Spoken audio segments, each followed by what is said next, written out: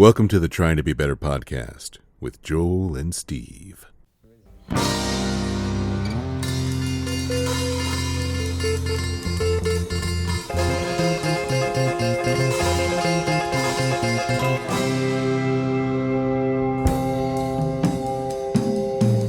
right, there it is.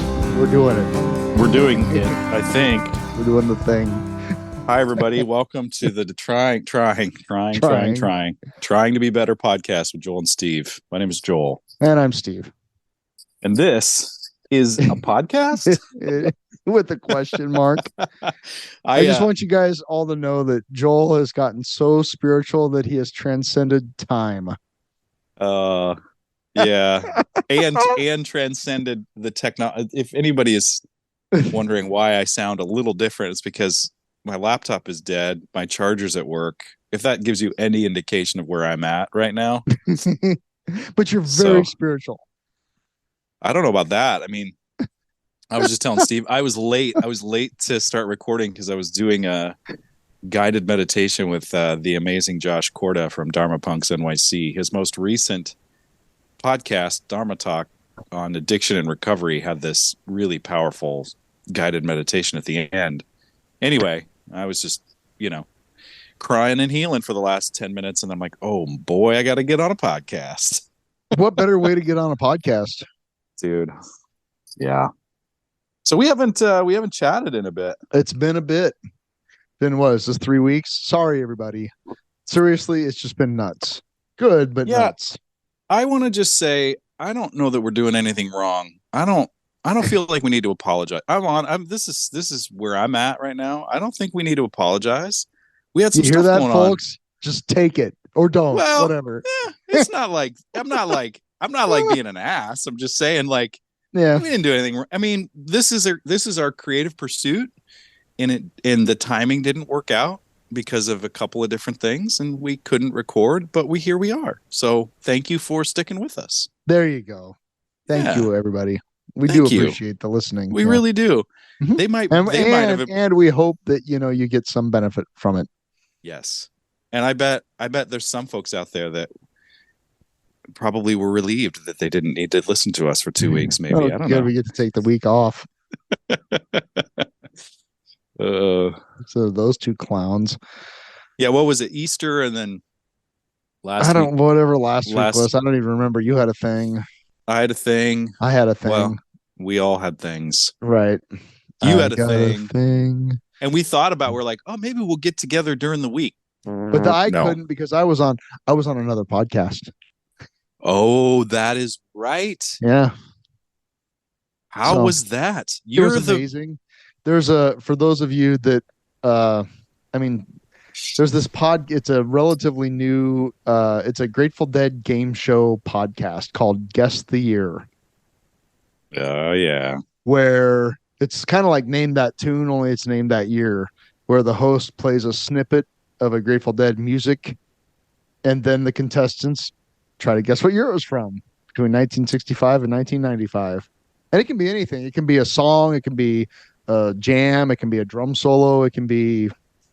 That's why I said Grateful Dead music. He plays a snippet of a Grateful Dead music, and then you guess the year, and whoever's closest, then it's like this starts off with 5, then you go down to 2, and then there's like a lightning round for the champion. And so I was on that on Wednesday. I competed and I won. Of course you did.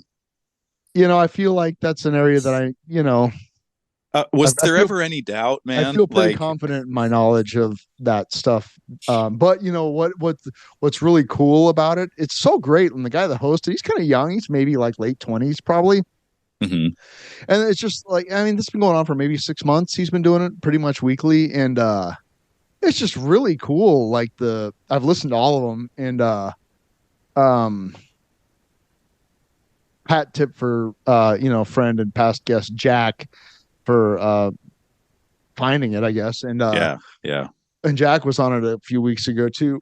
But anyway, like the depth and the breadth of it's We Are Everywhere, Yeah.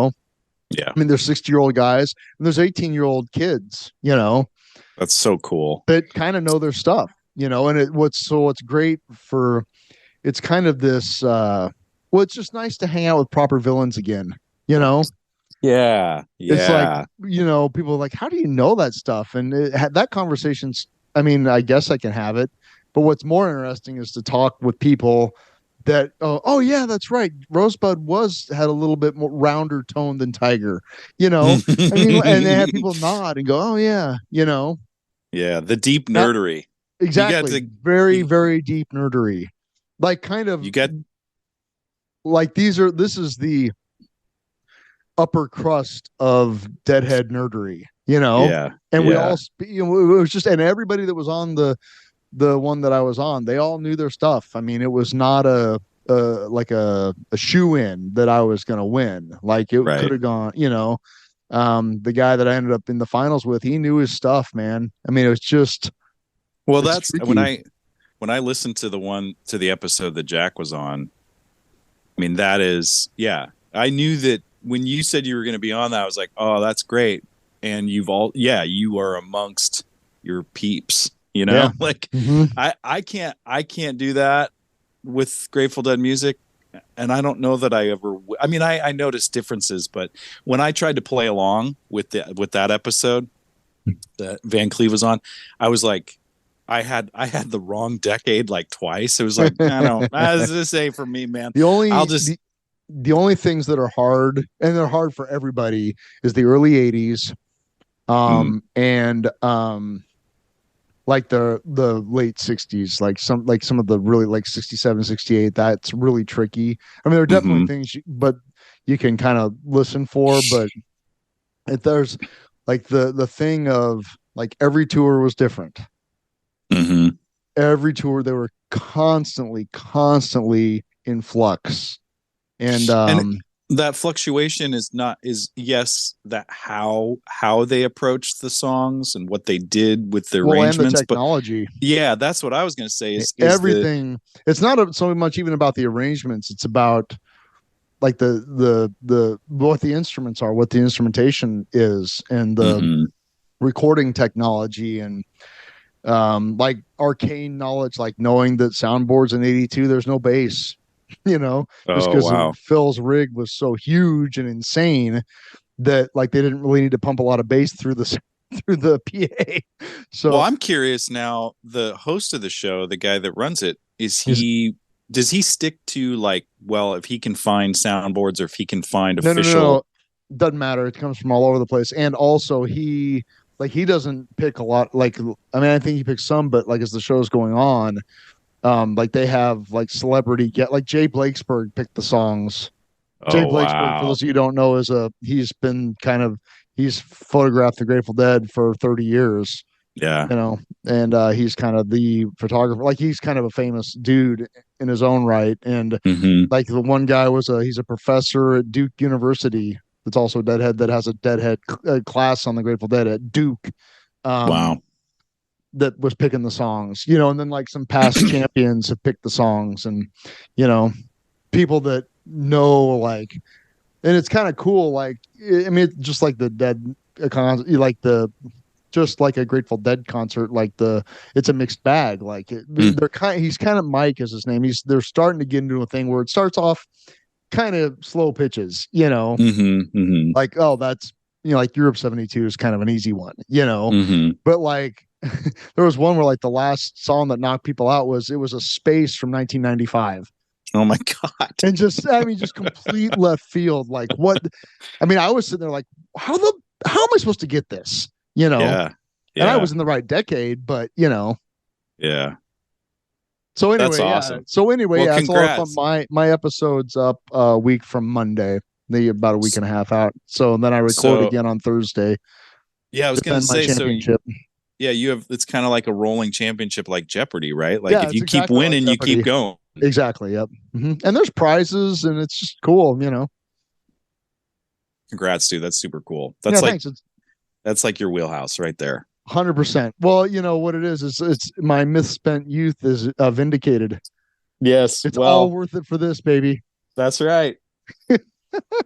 It's a major award. It's a major award. A That's what I was major gonna award. say.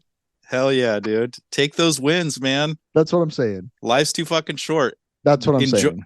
enjoy what you enjoy. I had a while you were talking about that, I was thinking about me, which is not unusual Weird. at all. Yeah. Uh, I had a recent experience. So with my favorite band and a public forum, and I don't think I even talked to you guys about this. Or there used to be a podcast, a Pearl Jam podcast, and they're on a kind of an extended hiatus, but it's called Single Podcast Theory with Brad Lyons and Brad Blazek. I met Brad Blazek. Yeah, I remember that. Anyway, so Brad, those guys there's another Pearl Jam podcast called Live on Four Legs, where it's the Randy Sobel and his podcast partner, I can't remember his name, that I kind of got involved with. And anyway, this is again going down the nerdery steps, way down in the basement of the nerdery. There's a Facebook page for the Pearl Jam podcast community, because there's a few.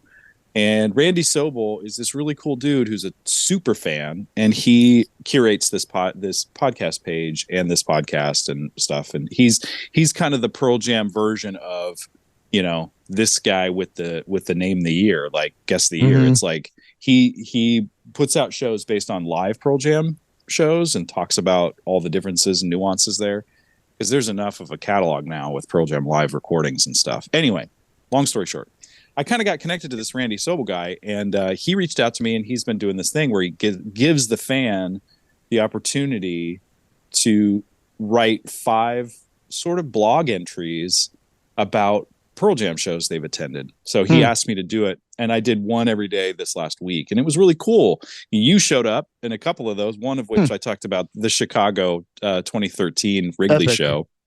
I talked about the guy peeing from the rafters and the fuck lasers and all of that. And it was just really neat to kind of like, there was a couple where I'm like, I've got 20 minutes on a lunch break. I'm going to fire this off. So they're not super well written, but he's going to compile them and like put them in his blog. So nice. That's awesome. It was really cool. It was really cool to kind of go back, and I had to part of the requirements was to find a YouTube video, and my first show was in 98, and there's not even, I don't think there's a video of that show that I can find.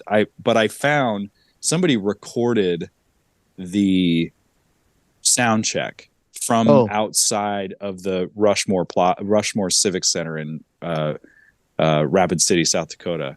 And that was cool, because that was like, I was in line with Adam Hintz and my brother Colin Egger. Oh, far out. And I could hear them sound checking. So that was like the first live music. So anyway, I had a similar sort of experience where I got to kind of get into the nerdery with the nerds. Okay, hold on. So first of all, we need to acknowledge that trip to Chicago was a decade ago. Dude, holy shit. Yeah, this July. Yeah. This July, it was 10 years ago. Right. And then I didn't know that Adam Hintz was along with you at your first Pearl Jam show.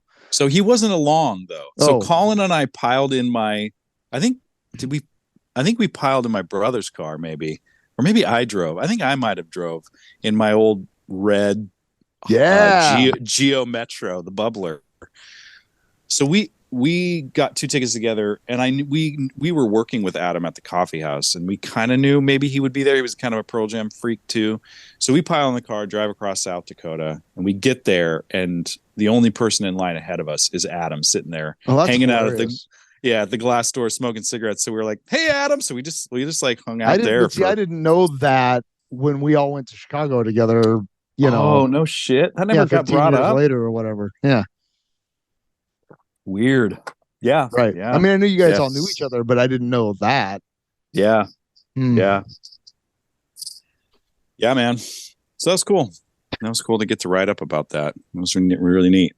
Yeah, that's awesome. Yeah, we got to write about for the fuck lasers guy. God damn it! So glad that the cops got him before the people they was pissing on did. Well, I'm really kind of badly for him. Totally. I'm really kind of secretly hoping that guy is out there and he sees that and he's like, man, that was me, and that was my last night of drinking, and I got sober. Right. Maybe, yeah. I'm 10 years sober. The way he was acting, I'm thinking that probably wasn't his last night drinking. That looked like something he was kind of like his MO. You know what I'm saying? Yeah. He was the guy that stood on balconies and pissed on people. Yeah, but just think if I mean, that's a bottom right there. Like, oh my God, I'm at my favorite band in my favorite place. and I just peed on. I don't know. I don't know, man. That was a hell of. What the hell's going on over there? Oh, wait a minute.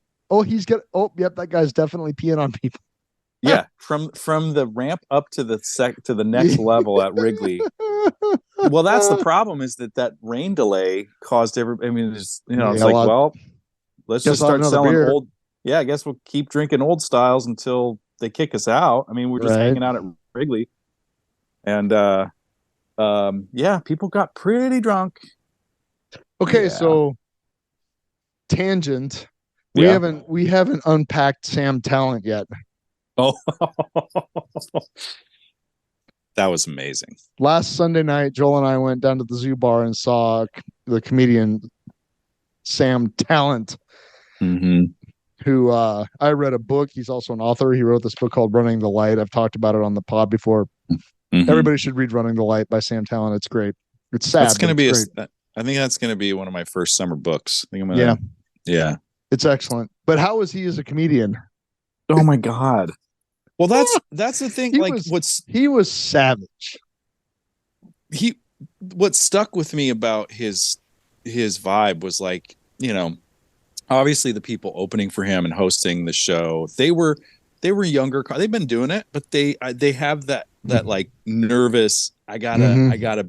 He just got up there and was like, "This is my comfy leather couch. This is This is my 78 Cadillac. Strap in. Yeah, we're going for a ride."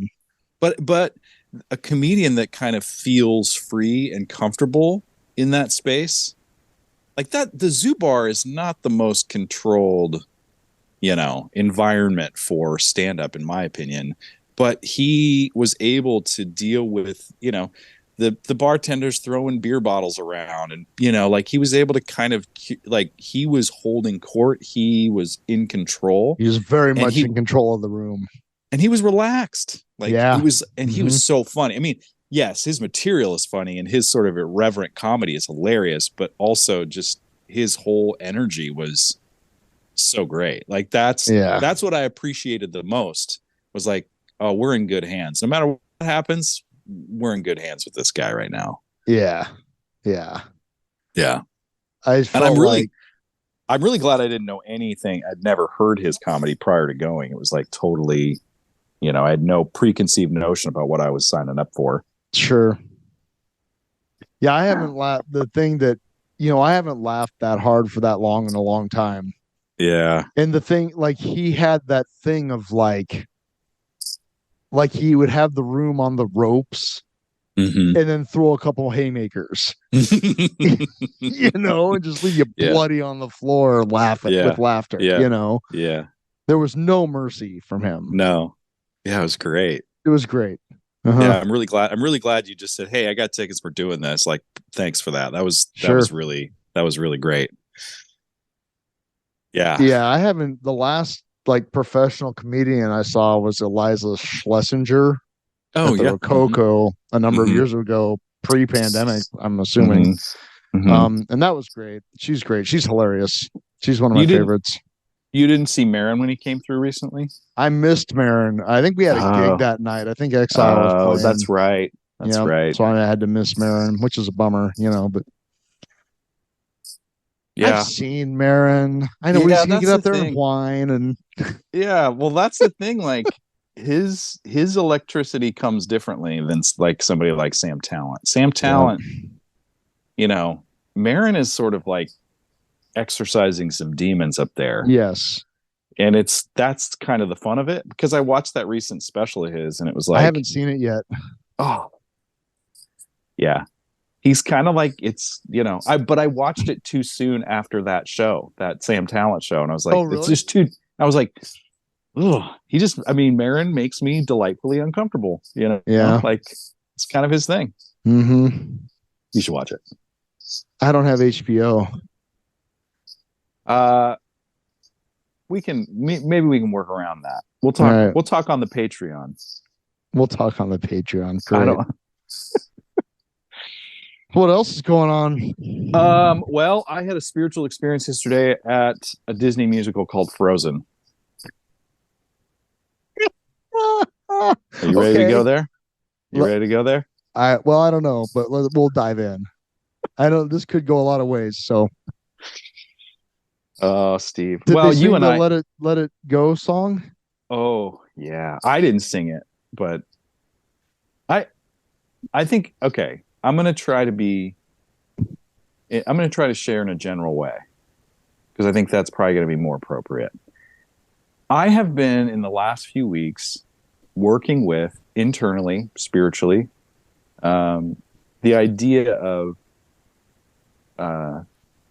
letting go of stuff that is not good for me and others around me, saying no to things, taking action, not I guess having healthy boundaries. I think I've brought that up before, but it's like it's reached a point where I'm kind of like, I need to speak this truth, and I really do not care how anyone feels about it because I'm going to do it with love and respect, but I'm going to do it with honesty. And that is not, if you have an issue with that, that is not my problem. That's just like, and in feeling that, it's been a reminder that I've been kind of like, it's like I have anxious attachment stuff. I've got, people pleasing stuff. I've got all this stuff. Right. So it's like, it's hard. I feel it's really hard to do that when you've got these other things, and I'm working through that stuff. So that's a long story short. Anyway, Kirsten's folks were out of town. They have season tickets to the Orpheum. They're like, hey, we're going to be out of town this weekend in California. Do you want our tickets to Frozen? Kirsten's like, I'm sure. I mean, I could use them or I can give them away, but we'll take them. And Kirsten was like, hey, you want to go see Frozen with me? And I was like, sure. And she's like, really? Like, you're like a pretentious theater art. What do you really? You? And so like, in the weeks leading up to this, like it's like I had a work call yesterday for work. Like, we've got a show opening, all this shit. And it's been really stressful. And she's coming like, you sure you want to go to Frozen on Saturday night? I'm like, yeah, I'll go. It's like, I get to go to a thing with her, Sure. Yeah. I dig it. Yeah. That's all. I mean, it's like, well, and it gives me an excuse to be like not working all night. Like, I understand. Like I have an out. I could go to work or I could go to the Orpheum with my wife. Yeah, exactly. Yeah. So I'm like, okay, I'm going to go do this.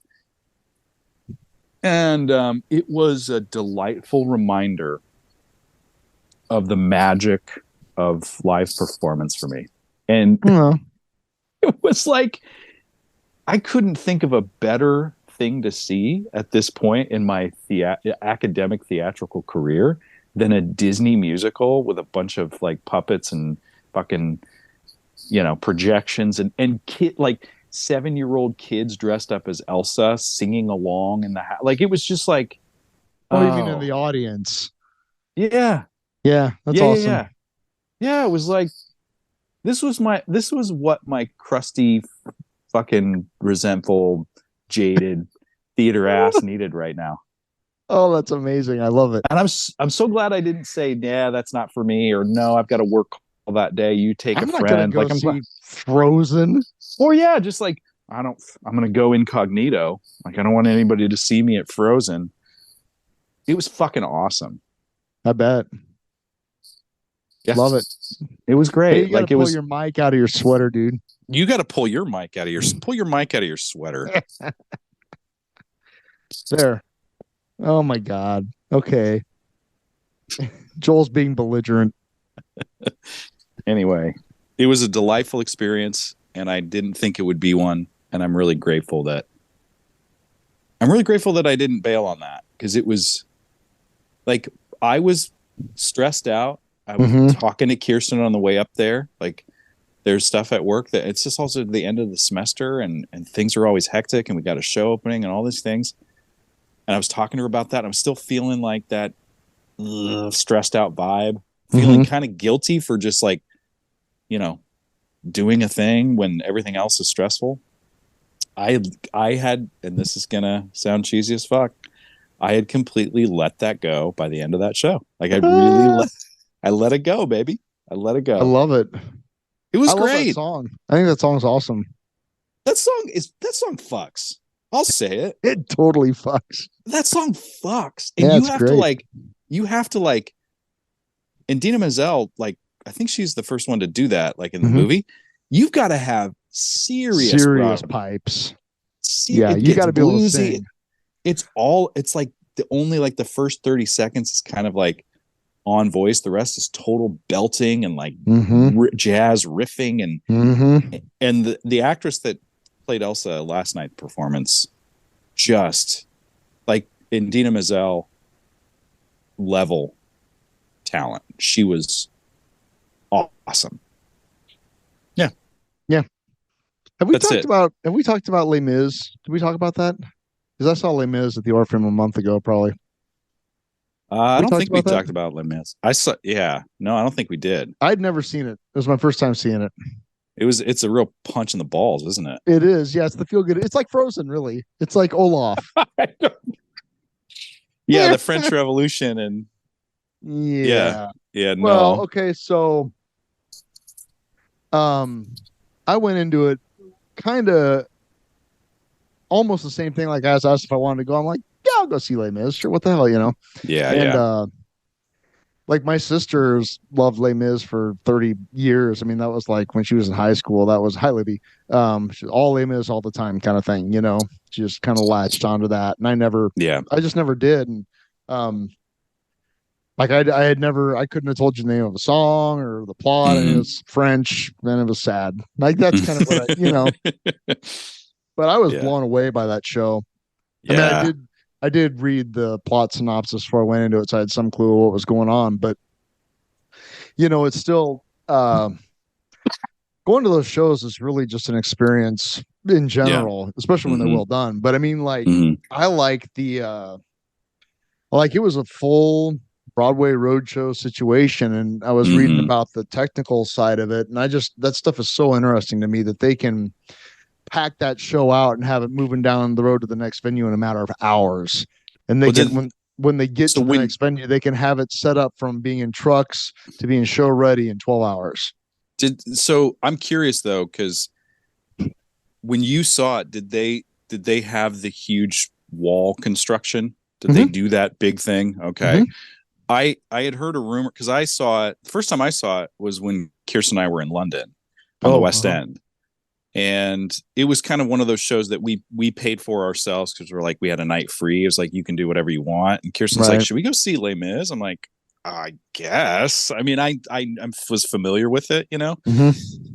And so we go and Kirsten, I'll never every time anybody mentions Les Miserables, I think of at the end of the very end, they're singing, do you Mm-hmm. hear the people sing? The big Mm-hmm. fanfare at the end, and people just jump to their feet for the standing ovation. And Kirsten leans over to me and she's like, holy shit, that was robust. Like Robust. it was just to her, it was, pure masculinity, war, rah. Well, yeah. Anyway, but I heard a rumor that West End run in London was going to be the last time they used that. They were going to retire that kind of set configuration, but apparently not. Apparently not. I mean, it's Well, like I mean, I don't know what you saw. I know what I saw was pretty impressive. the huge monster set Mm-hmm. wall of the Yeah. French Revolution. Yeah, yeah, Things and like the wall pieces were moving in and out and yeah. really Yep, that's intense. it. Like, it was amazing. Yeah. Mm-hmm. Just on to end, the thing that was great was, I mean, this is like the microphones and the PA and everything in the Orpheum, I could hear every enunciation clearly. Like that was kind of why Yeah, I wanted, because sometimes you go to those and you're like, what the fuck are they saying? I can't even make out yeah. And Hmm. we had that experience at the Lead Center one year with Jesus Christ Superstar, where it was like Mm, it felt like there was a plexiglass sheet between us and the stage that blocked out the ooh, sound. It was really the yeah, sound was terrible. Um, so like I went into that knowing that Les Mis is pretty plot heavy. yeah, There's a yeah. lot of ins and outs and what have yous. And I wanted to kind of have some clue what was going on in case I couldn't make out exactly what people were saying, but I could make out exactly what people were saying, like the whole time. Hmm. So Which is huge. I mean, to be able huge. to have that kind of sound package rolling from venue to venue because you Yeah, don't know yeah. what you're going to get, and also like you said, I mean, there's got to be road requirements for that, because I don't think that the Orpheum has the kind of wing space that like the lead has. Like how they get that, like every space is different, and they have to kind of. The PA was kind of cantilevered in. Right. But we were in the balcony, and they had, drivers cabinets specifically pointing at the balcony, and yeah, it was great. Nice. Like they definitely factored in the room, Mm-hmm. Yeah, I have a profound. I mean, you'd think that in my training I would have gotten this. I did a little bit, but I think since being a part of producing 4 shows a year at my current place of employment, I have a profound respect for sound engineers, sound engineers, lighting designers, mm-hmm. master electricians, stage managers, production managers that make all that work smooth. It's freaking amazing. Mm-hmm. Not to mention the performers, but but without all the other things, the performers, they're that's all a very important part of the show. Yeah, dude. Mm-hmm. Yeah, and it's like last night, Frozen, like the projection design was gorgeous. I mean, it wasn't the tech, the tech on that one was really just the projection design and the puppetry, honestly, and the lighting design too. But it was like, not super complicated set pieces flown in from the sky, from the fly loft. It's just like something would fly in, there's where we were at, and that flies out. But what really made it the thing was these beautiful projections when she, Elsa would change into the Ice Queen. I don't know, whatever. Mm-hmm. It was just like, it wasn't super heavy on stuff. It was really, the spectacle was about the projection design and the sound design, really, and the costumes were fucking awesome. So it's like, without that shit, it doesn't really, I mean, you can do it, but it's a different kind of show. It's like those kind of big time musicals need all the bells and whistles, and it's that's amazing. Why they're big time musicals. Yeah, well, and they're that place was packed. Have you ever been making money? Have you ever been to the Epcot Center? No. Okay, so one of the things they do there is, it's this like continents. It's like all the park kind of is in this loop around this central lagoon thing with the Epcot geodesic dome thing. But at night they do this deal where they it's like a laser light fireworks spectacular, and it's amazing. But they take these giant projectors and they transform, because you can see, especially if you're standing in the right places, you can see pretty much the entire park. Mm-hmm. But also they take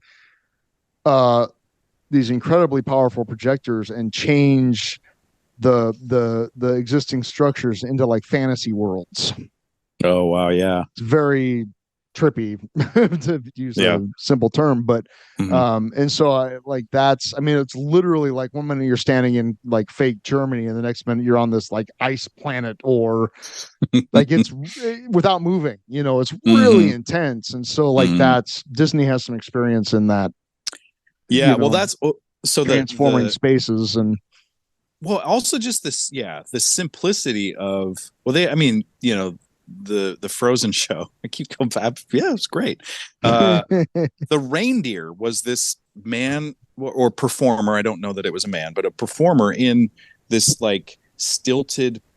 They were on all fours, but they had stilts on their arms and legs, and they were in this reindeer suit. Right? You didn't ever see.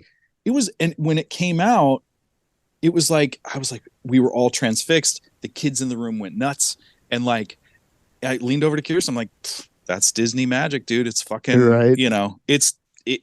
I mean, I leaned over and I said, that's pirate ship type shit. And what I mean by that is, I didn't go to Disneyland until I was like, in grad school, 28, 27 years old. And when I saw the pirate ship and Treasure or whatever, Fantasyland or whatever. Yeah. When I saw next to Pirates of the Caribbean, when I saw the pirate ship come around the lagoon, I was like an 8-year-old kid. I was just in wonder that they put that, the Disney, for all their faults, they fucking do it right. Yeah. Right. Yeah. They know how to make people escape shit. So. I love Disney World. I hate standing in line Yeah. But like the rides and the experiences are incredible. Yeah, man, I need to make it to that Star Wars Galaxy's Edge shit at some point. I You know? feel a road trip coming on. Let's do it. Yeah. You and me, just well, I mean, I'm really the only one in my family that enjoys that. So, let's go. all right. Colin, I know, would be down for that. All right. Little, isn't that airline that's coming to Lincoln? Don't they have a nonstop to Orlando? They do. Mm-hmm. Mm-hmm. And yeah, budget sure flight do. to Orlando. See? Oh boy. Let's do it. It's all Dude. happening. All right. 2024. You know, I mean, that would make the whole experience. If you had a few people to go with to split it a few different ways, it Right. wouldn't be that. I mean, obviously, whatever. But yeah, I'd be down for that because I definitely need to see that. Dude's trip to Disney. Yeah, Disney dudes. We'll get shirts. We'll be oh like, my God, Disney dudes. Yes. I'm so excited. I'm totally here for that. Sorry, kids, you're not going. You're not going. I love it. Hey, maybe we'll get to watch Ron DeSantis's prison being built too. Oh my God. I love that Disney's just like, fuck you, man. Fuck you, man. Fuck you. You're going to be gone. We'll still be here. Yeah, Whatever. we're not going. Yeah, we're not going anywhere. Don't mess with the mouse, dickhead. Don't mess. Yeah, dude. They run that shit. Right? God, that's so funny. Whatever.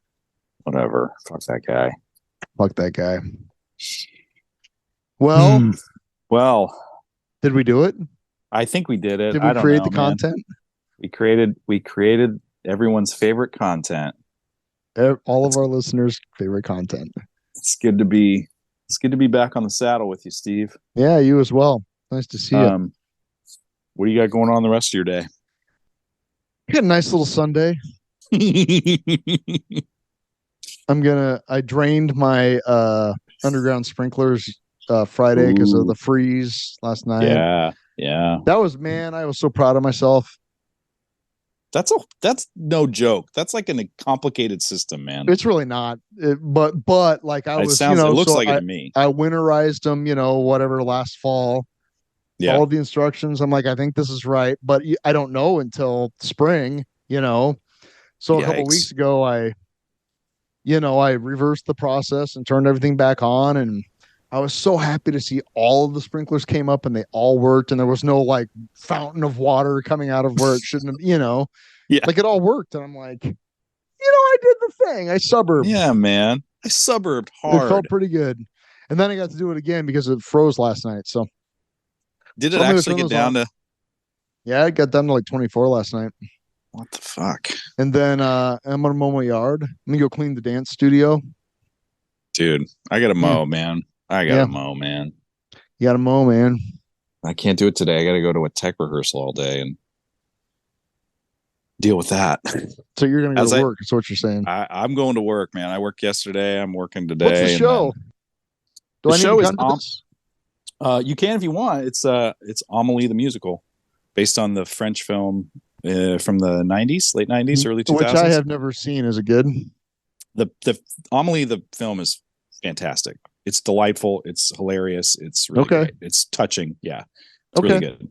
The musical, I mean, I don't know. I think it's great. I think we're doing what we can to get her done. So I understand. That's kind of where I'm at. It's like it's also like an empathetic experience. Looking at Broadway tech folks, it's like, how do they because they have budgets and time, and a lot of people and professionals and like this is what I do. Yeah. So there's that. But yeah, it's gonna be good. So interesting. Amelie the musical. Doane University Theater Department, Crete, Nebraska. Do it. Is that this coming weekend? This coming weekend, Thursday, Friday, Saturday, and a Sunday matinee. All right. Yeah. Interesting. Let's look at the old. Got to look into the finance box and check my status. Ooh, very good. Very good. All right, man. Well, yeah. Good to see you. Good to see you. Follow us on Instagram at Trying to Be a Better Podcast. Email the show at ttbbpodcast@gmail.com. I did it. Nailed it. God damn. Nailed it. Getting good. That's right. All right. Later. Later.